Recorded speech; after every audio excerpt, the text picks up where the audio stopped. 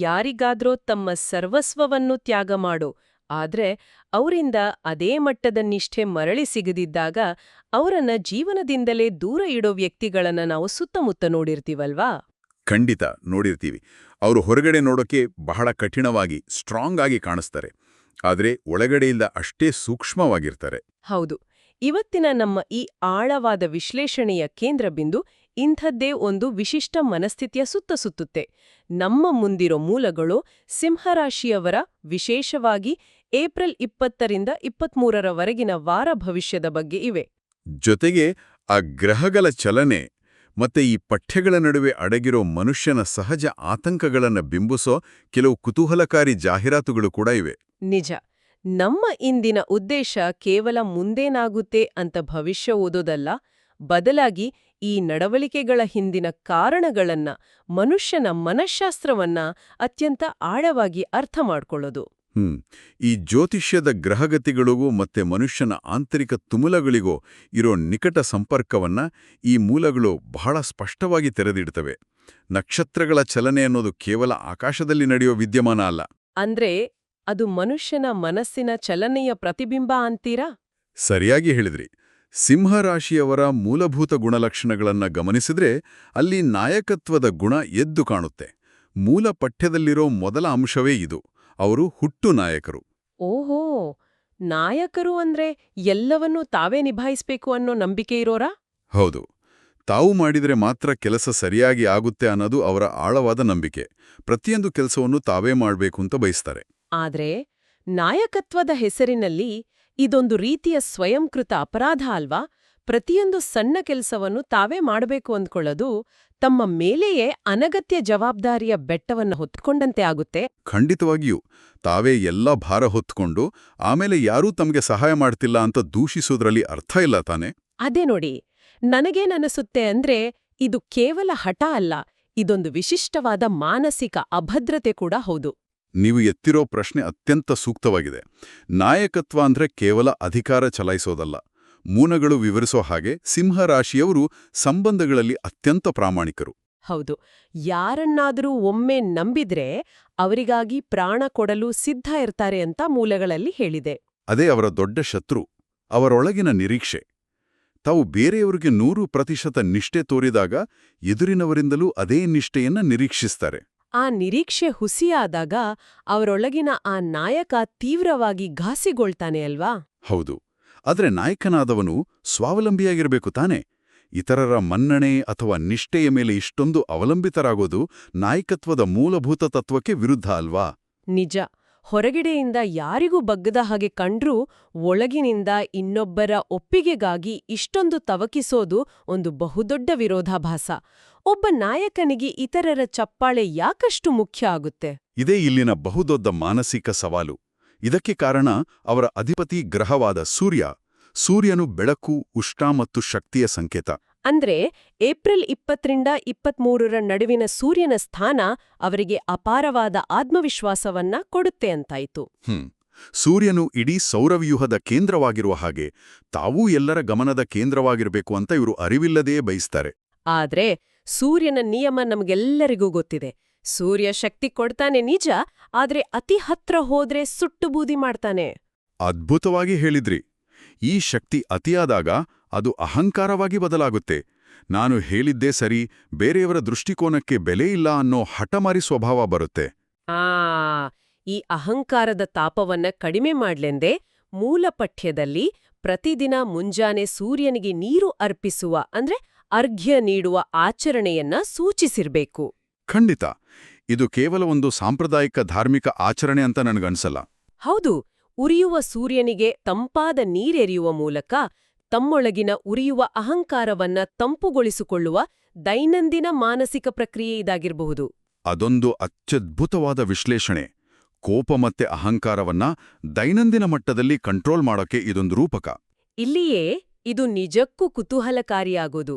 ಸಿಂಹ ರಾಶಿಯವರ ಸ್ವಭಾವವನ್ನ ನಾವು ಒಂದು ಸ್ಮಾರ್ಟ್ಫೋನಿಗೆ ಹೋಲಿಸಬಹುದು. ಸ್ಮಾರ್ಟ್ಫೋನ್ಗ ಹೇಗೆ? ಅಂದ್ರೆ ಸ್ಮಾರ್ಟ್ಫೋನ್ನಲ್ಲಿ ಬೇಡದ ಬ್ಯಾಕ್ಗ್ರೌಂಡ್ ಆಪ್ಗಳು ರನ್ ಆಗ್ತಾ ಇದ್ರೆ ಬ್ಯಾಟ್ರಿ ಹೇಗೆ ಬೇಗ ಖಾಲಿಯಾಗುತ್ತೋ ಹಾಗೆ ಇವರು ಬೇರೆಯವರ ಕಷ್ಟಗಳೆಂಬ ಬ್ಯಾಕ್ಗ್ರೌಂಡ್ ಆಪ್ಗಳನ್ನ ಅತಿಯಾಗಿ ರನ್ ಮಾಡ್ತಾರೆ. ಓಹೋ, ತಮ್ಮ ಮಾನಸಿಕ ಬ್ಯಾಟರಿಯನ್ನ ತಾವೇ ಖಾಲಿ ಮಾಡ್ಕೊಳ್ತಾರೆ ಅಂತೀರಾ? ಹೌದು. ಮತ್ತೆ ಈ ಜ್ಯೋತಿಷ್ಯದ ಭವಿಷ್ಯದ ನಡುವೆ ಒಂದು ವಿಚಿತ್ರ ಜಾಹೀರಾತು ಇದೆ. ಅದು ನಿಜಕ್ಕೂ ಆಶ್ಚರ್ಯ ತರುತ್ತೆ. ನೀವು ಶ್ರೀ ಕಾಳಿಕಾದೇವಿ ಜ್ಯೋತಿಷ್ಯಾಲಯದ ಜಾಹೀರಾತಿನ ಬಗ್ಗೆ ಮಾತಾಡ್ತಿದ್ದೀರಾ ಅಲ್ವಾ? ಜಿ ಲಕ್ಷ್ಮಣರಾಜು ಅವರದು. ಅದೇ ನೋಡೆ, ಒಂದು ಕಡೆ ಮನಸ್ಸನ್ನ ಕಂಟ್ರೋಲ್ ಮಾಡಿ ಅಹಂಕಾರ ಬಿಡಿ ಅಂತ ಪ್ರಧಾನ ಪಠ್ಯ ಹೇಳುತ್ತೆ. ಆದ್ರೆ ಅದೇ ಪುಟದಲ್ಲಿ ವಶೀಕರಣ, ಆಸ್ತಿ ವಿವಾದ, ಮನೆಯಲ್ಲಿ ಕೇಳಿಸೋ ವಿಚಿತ್ರ ಶಬ್ದಗಳಿಗೆ ಪರಿಹಾರ ಕೊಡ್ತೀವಿ ಅನ್ನೋ ಜಾಹೀರಾತಿದೆ. ನಿಜ, ಇದು ಬಹಳ ವಿಪರ್ಯಾಸ. ಮನುಷ್ಯನ ದ್ವಂದ್ವ ಮನಸ್ಥಿತಿಯನ್ನ ಇದು ಬಹಳ ನಿಖರವಾಗಿ ತೋರಿಸುತ್ತೆ. ನಾವು ನಿಯಂತ್ರಣವನ್ನ ಕಳ್ಕೊಳ್ಳೋಕೆ ಎಷ್ಟು ಹೆದರ್ತೀವಿ ಅಂದ್ರೆ ನಮ್ಗೆ ಇಂಥ ತ್ವರಿತ ಪರಿಹಾರಗಳು ಬೇಕಾಗತ್ತೆ. ಅಂದ್ರೆ ಸಿಂಹರಾಶಿಯವರು ತಾವೇ ಎಲ್ಲವನ್ನೂ ಕಂಟ್ರೋಲ್ ಮಾಡಬೇಕು ಅಂತ ಬಯಸೋರು.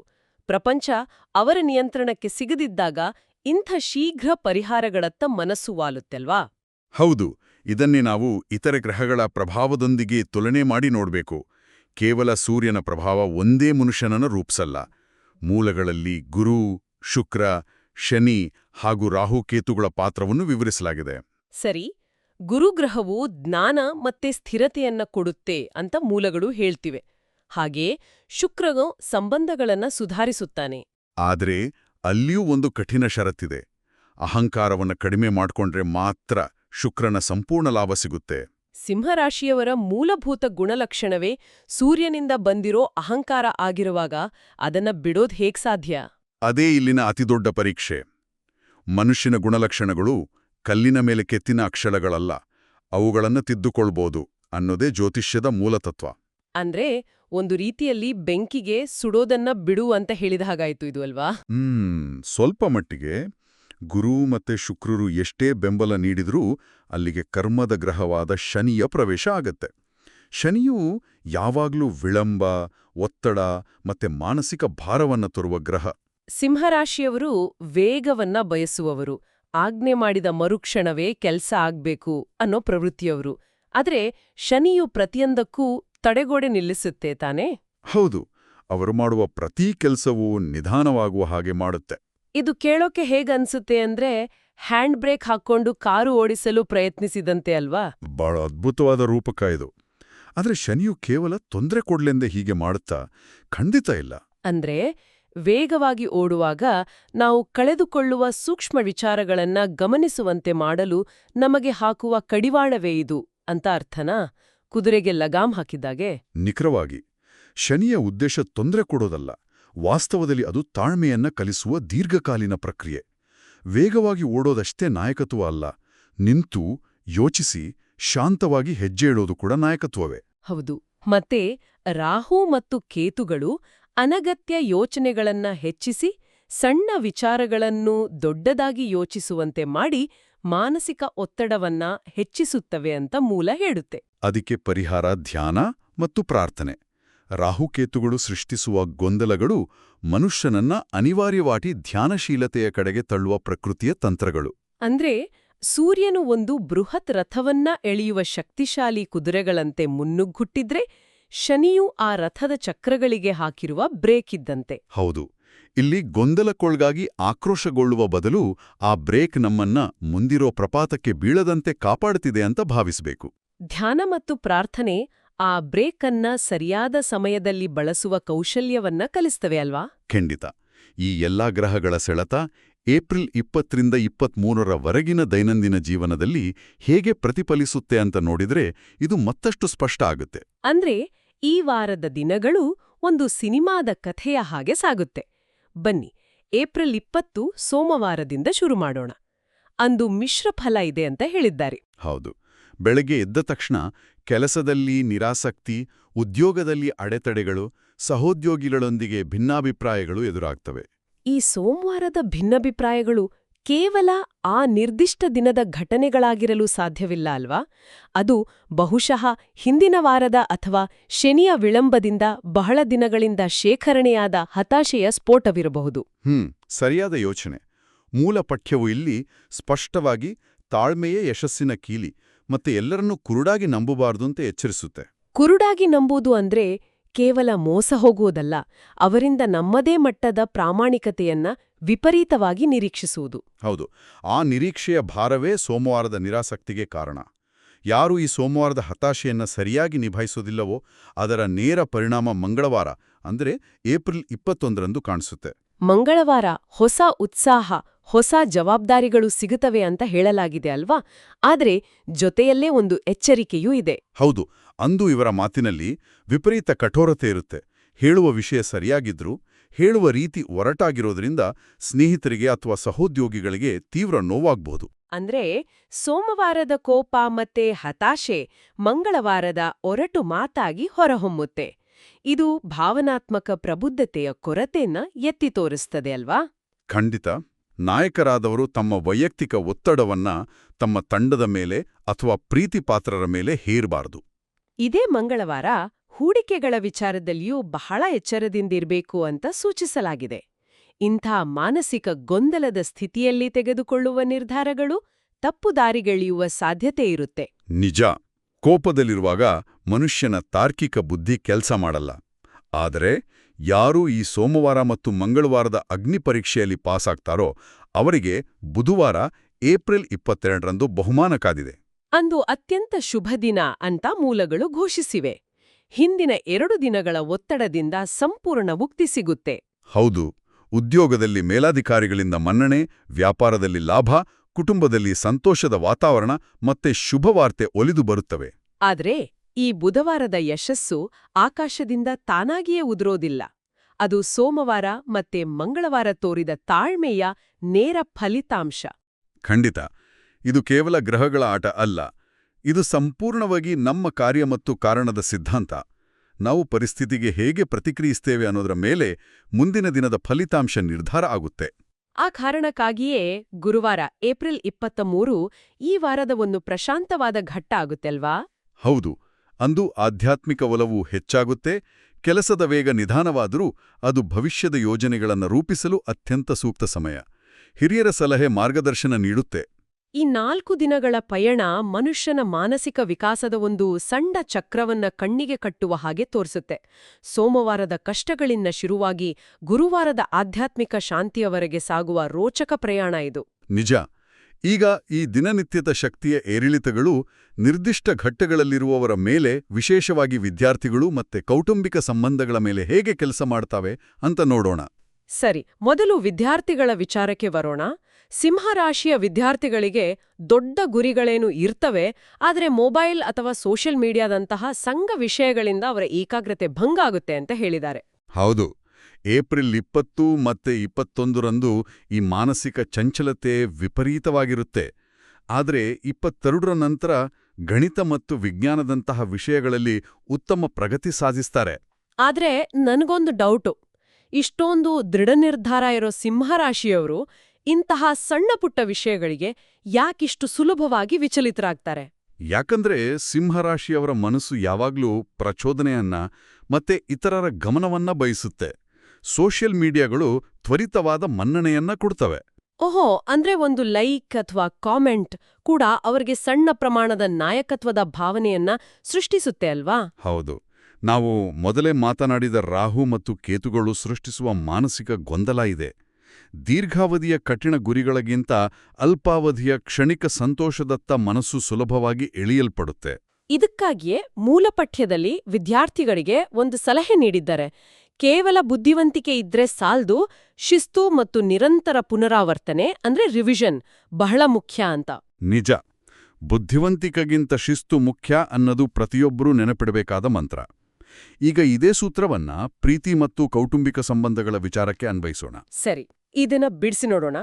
ಇಲ್ಲಿ ಮೂಲಗಳು ಸಿಂಹರಾಶಿಯವರ ಸ್ವಭಾವವನ್ನ ಬಹಳ ಕಟುವಾಗಿ ವಿಮರ್ಶಿಸಿವೆ. ಪ್ರೀತಿ ಅಂದ್ರೆ ಗೆಲ್ಲುವುದಲ್ಲ, ಅರ್ಥ ಮಾಡ್ಕೊಳ್ವುದು ಅನ್ನೋ ಸ್ಪಷ್ಟ ಸಂದೇಶ ಇದೆ. ಹೌದು, ಸಿಂಹರಾಶಿಯವರು ಯಾವುದೇ ಚರ್ಚೆಯನ್ನ, ಅದು ಎಷ್ಟೇ ಸಣ್ಣದಿರಲಿ, ಗೆಲ್ಲಲೇಬೇಕಾದ ಒಂದು ಸ್ಪರ್ಧೆಯ ಹಾಗೆ ಯಾಕೆ ನೋಡ್ತಾರೆ ಅನ್ನೋದು ಮುಖ್ಯ. ಅಂದ್ರೆ ಪ್ರೀತಿಯನ್ನ ಒಂದು ಪಾಲುದಾರಿಕೆ ಅಂತ ನೋಡೋ ಬದಲು ಅವರ ನೇರ ನುಡಿಗಳು ಇತರರಿಗೆ ಬಾಣದ ಹಾಗೆ ನಾಟುತ್ತವೆ ಅಂತ ಉಲ್ಲೇಖಿಸಲಾಗಿದೆ. ಅದು ಅವರೊಳಗಿನ ರಕ್ಷಣಾತ್ಮಕ ಕವಚ. ತಾವು ಸೋತ್ರೆ ಅಥವಾ ತಮ್ಮ ವಾದ ತಪ್ಪಾದ್ರೆ ತಮ್ಮ ನಾಯಕತ್ವದ ಸ್ಥಾನಮಾನಕ್ಕೆ ಎಲ್ಲಿ ಧಕ್ಕೆ ಆಗುತ್ತೋ ಅನ್ನೋ ಆಳವಾದ ಆತಂಕ. ಏಪ್ರಿಲ್ 20 ಮತ್ತು 21ರಲ್ಲಿ ಕೌಟುಂಬಿಕವಾಗಿ ಸಣ್ಣ ತಪ್ಪು ತಿಳುವಳಿಕೆಗಳು ಬರಬಹುದು ಅಂತ ಹೇಳಿದ್ದಾರೆ. ಇಲ್ಲಿ ಜಗಳ ಗೆಲ್ಲುವುದು ಮುಖ್ಯ ಅಲ್ಲ ಅಲ್ವಾ? ಖಂಡಿತ ಅಲ್ಲ. ನೀವು ವಿದ್ಯಾರ್ಥಿಗಳಿಗೆ ಹೇಳಿದ ಶಿಸ್ತಿನ ಪಾಠವನ್ನ ಇಲ್ಲಿ ಭಾವನಾತ್ಮಕ ಶಿಸ್ತಿಗೆ ಅನ್ವಯಿಸಬೇಕು. ನಾನು ಹೇಳಿದ್ದೇ ಸರಿ ಅಂತ ವಾದಿಸುವ ಬದಲು ನೀವು ಹೇಳ್ತಿರುವುದರಲ್ಲೂ ಸತ್ಯವಿರಬಹುದು ಅಂತ ಒಪ್ಕೊಳ್ಳೋ ಗುಣ ಬೇಕು. ಅಂದ್ರೆ ಪರಾನುಭೂತಿ ಬೇಕು. ಎದುರಿನವರ ದೃಷ್ಟಿಕೋನದಿಂದ ಜಗತ್ತನ್ನ ನೋಡುವ ಈ ಗುಣವೇ ಈ ಇಡೀ ವಿಶ್ಲೇಷಣೆಯ ಕೇಂದ್ರಬಿಂದು. ಹೌದು. ತಮ್ಮ ಅಹಂಕಾರವನ್ನ ಪಕ್ಕಕ್ಕಿಟ್ಟು ಇತರರ ಭಾವನೆಗಳನ್ನ ಆಲಿಸಿದರೆ ಮಾತ್ರ ಸಂಬಂಧಗಳು ಗಟ್ಟಿಯಾಗ್ತವೆ. ವಾದವನ್ನ ಸೋತ್ರೂ ಸಂಬಂಧವನ್ನ ಗೆಲ್ಲುವ ಕಲೆ ಕಲಿಬೇಕು.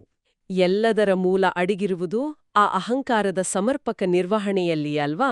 ಸಂಪೂರ್ಣವಾಗಿ ಸತ್ಯ. ಒಟ್ಟಾರೆಯಾಗಿ ಹೇಳೋದಾದರೆ ಈ ವಾರದ ಮೂಲ ಪಠ್ಯ ಕೇವಲ ಆಕಾಶದಲ್ಲಿನ ಗ್ರಹಗಳ ಸ್ಥಾನಮಾನವನ್ನ ಹೇಳ್ತಿಲ್ಲ, ಅದೊಂದು ಅದ್ಭುತವಾದ ಮನಃಶಾಸ್ತ್ರದ ಕೈಪಿಡಿಯಂತಿದೆ. ಸಿಂಹರಾಶಿಯವರು ತಮ್ಮ ಅಪಾರವಾದ ಆಂತರಿಕ ಶಕ್ತಿಯನ್ನ ಹೇಗೆ ಸಕಾರಾತ್ಮಕವಾಗಿ ಬಳಸ್ಕೊಳ್ಬೇಕು ಅನ್ನೋದನ್ನ ಇದು ಕಲಿಸುತ್ತೆ. ಹೌದು. ನಾಯಕತ್ವದ ಜೊತೆಗೆ ಕಲಿಬೇಕಾದ ತಾಳ್ಮೆ ಮತ್ತೆ ಅಹಂಕಾರದ ಜೊತೆಗೆ ಬೆಳೆಸ್ಕೊಳ್ಬೇಕಾದ ಪರಾನುಭೂತಿಯನ್ನ ಹೇಗೆ ಸರಿದೂಗಿಸ್ಕೊಂಡು ಹೋಗ್ಬೇಕು ಅನ್ನೋದೇ ಈ ದಿನಗಳ ಅತಿದೊಡ್ಡ ಪಾಠ. ತಮ್ಮ ಶಕ್ತಿಯನ್ನ ಇತರರನ್ನ ಸುಡಲು ಬಳಸದೆ ಬೆಚ್ಚಗಿನ ಅಪ್ಪುಗೆಯಾಗಿ ಮಾಡುವ ಜವಾಬ್ದಾರಿ ಅವರ ಮೇಲಿದೆ. ಖಂಡಿತ. ಇದೊಂದು ಅದ್ಭುತವಾದ ಸಂದೇಶ. ಈಗ ನಾವು ಈ ಸುದೀರ್ಘವಾದ ಆಳವಾದ ವಿಶ್ಲೇಷಣೆಯನ್ನ ಮುಕ್ತಾಯಗೊಳಿಸುವ ಮುನ್ನ ಕೇಳುಗರನ್ನ ಆಳವಾದ ಯೋಚನೆಗೆ ಹಚ್ಚುವ ಒಂದು ಪ್ರಚೋದನಾತ್ಮಕ ಚಿಂತನೆಯನ್ನ ಮುಂದಿಡೋಣ. ಸರಿ, ಹೇಳಿ. ಈ ಇಡೀ ಪಠ್ಯವು ಸಿಂಹರಾಶಿಯವರ ಅಹಂಕಾರ, ಅವರ ನಿರೀಕ್ಷೆಗಳು ಮತ್ತೆ ತಮ್ಮದೇ ಜೀವನದ ಸವಾಲುಗಳನ್ನ ಎದುರಿಸುವ ಬಗ್ಗೆ ಮಾತಾಡ್ತೆ. ಆದ್ರೆ ಹುಟ್ಟು ನಾಯಕರಾದ ಸಿಂಹರಾಶಿಯವರು ಈ ವಾರ ತಮಗೆ ಲಭ್ಯವಿರುವ ಪ್ರಬಲವಾದ ಸೌರಶಕ್ತಿಯನ್ನ ಕೇವಲ ತಮ್ಮದೇ ಸಮಸ್ಯೆಗಳನ್ನ ಬಗೆಹರಿಸಿಕೊಳ್ಳಲು ಬಳಸುವ ಬದಲು ಸಂಪೂರ್ಣವಾಗಿ ಬೇರೊಬ್ಬರಿಗಾಗಿ ಬಳಸಿದ್ರೆ ಏನಾಗಬಹುದು? ಓಹೋ, ಅಂದ್ರೆ ಎದುರಿನವರಿಂದ ಕೃತಜ್ಞತೆಯನ್ನೂ ಸೇರಿದಂತೆ ಯಾವುದೇ ಬಗೆಯ ನಿರೀಕ್ಷೆಯಿಲ್ಲದೆ ನಿಸ್ವಾರ್ಥವಾಗಿ ಸಹಾಯ ಮಾಡೋದು. ಹೌದು. ಸಂಪೂರ್ಣವಾಗಿ ಬೇರೊಬ್ಬರನ್ನ ಮೇಲೆಕ್ಕೆತ್ತನು ತಮ್ಮ ಶಕ್ತಿಯನ್ನ ನಿಸ್ವಾರ್ಥವಾಗಿ ಧಾರೆ ಎರೆದರೆ ಏನಾಗಬಹುದು? ಒಂದು ವೇಳೆ ಅವರು ಹಾಗೆ ಮಾಡಿದರೆ ಅದು ಅವರ ಈ ವಾರದ ಇಡೀ ಜ್ಯೋತಿಷ್ಯದ ಫಲಿತಾಂಶವನ್ನೇ ಸಂಪೂರ್ಣವಾಗಿ ಬದಲಾಯಿಸಿಬಿಡಬಹುದಾ? ಕೇಳುಗರು ಇದರ ಬಗ್ಗೆ ಒಮ್ಮೆ ಆಳವಾಗಿ ಯೋಚನೆ ಮಾಡಬಹುದು. ಮುಂದಿನ ಆಳವಾದ ವಿಶ್ಲೇಷಣೆಯಲ್ಲೂ ಮತ್ತೆ ಸಿಗೋಣ.